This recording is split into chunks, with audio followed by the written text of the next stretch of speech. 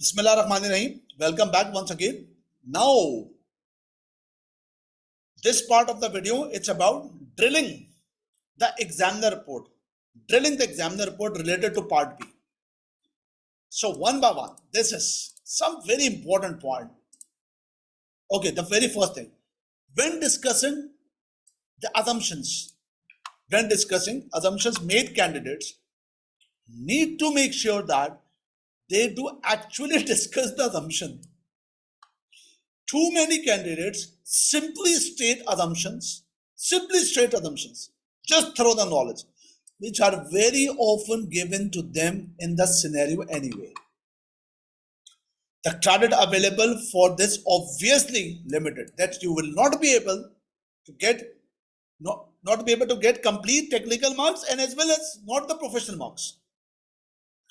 Candidates should recognize that an answer which comprise a general discussion of related points will always earn fewer marks than the answer which really tries to tackle the question posed in the requirement.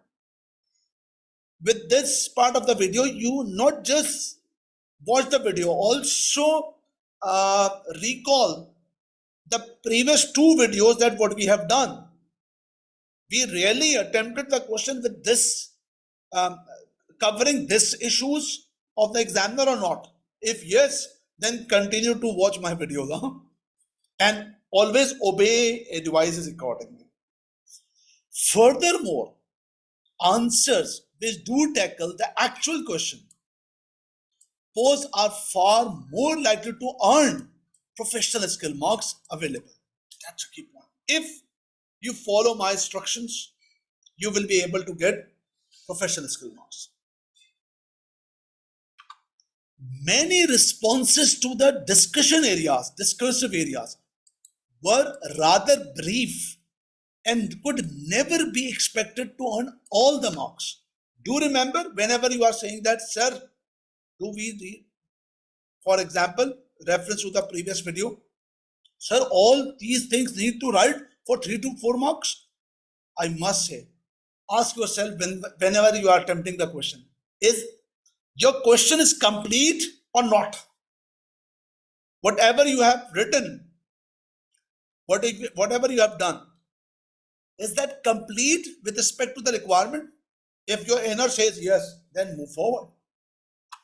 As a general rule, that's very important. Candidates should try to make 1 point per mark available through. This is quite often up to 2 marks available for a point that is well developed. Normally 1 mark, 1 point, but if you have developed a complete point, you will be able more than 1 mark. With this question, I've already told you, time pressure did not seem to be a major issue in this question. Hence, the brevity of the question, means clarity of the question, is most likely to have been due to candidate uncertainty or lack of knowledge. So getting the knowledge, apply with the case, that's a key point. Furthermore,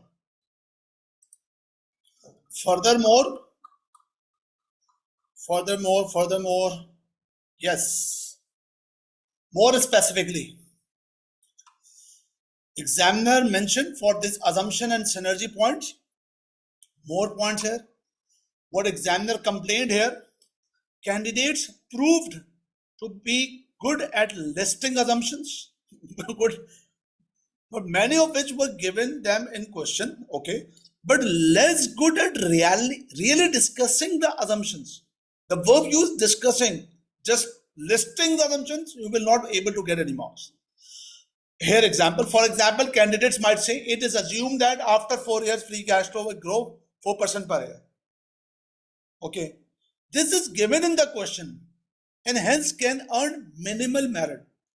If you just copy paste the answer, you will be able to just limited. You will be able to get marks limited. Much more merit is available if assumption is properly discussed as the suggested answer we discussed. It may be unrealistic to assume, for example, it's mentioned, it may be unrealistic to assume that magazines will continue to create cash in perpetuity even though they have a long history. And that is the point we have covered. So number one, putting your knowledge, it's good. Get the data from information. For example, after 4 years, growth rate 4% per year. This is good. But add on the practical aspect, add on the your ability to demonstrate with the reality of the world. That is the point, the completion of answer. And you will be able not to get only technical but also professional marks. Furthermore, candidates who generate assumptions not specifically given in the scenario are likely to earn more credit. Means we discuss a point, implied assumption. For instance, in the question, it has effectively been assumed depreciation is equal to replacement investment. This is not specifically mentioned in the question, but additional point relevant to the case. The green highlight is very important. Candidates who then discussed this further by stating this may be optimistic as depreciation based on past cost, whereas replacement asset investment incurs current day cost, which are likely to be higher, would earn even more credit. Okay, that's if you really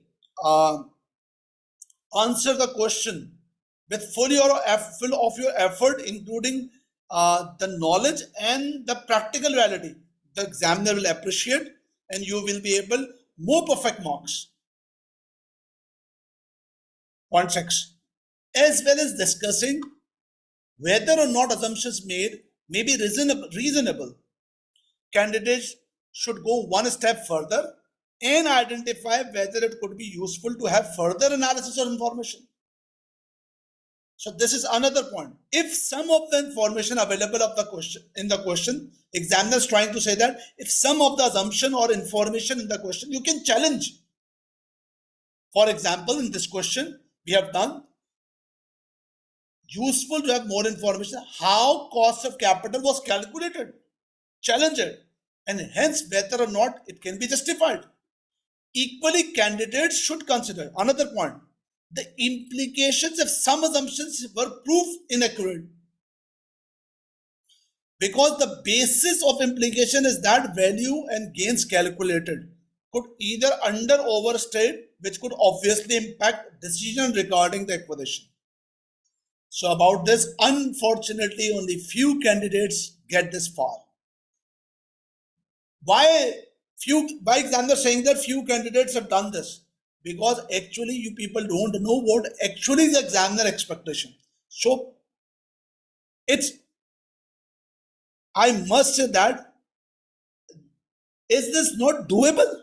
Is something beyond the human brain? No. Actual point is that develop the right strategy. Just practicing the number of questions without implementing these examiner expectation or the advices, so you are not able to qualify the exam. Candidates who do take this extra step tend to earn more of the marks available. Okay, last point. Candidates answer to whether or not the expected synergy, now is the point of synergy, were likely to be achieved were also disappointing. That's very previous video.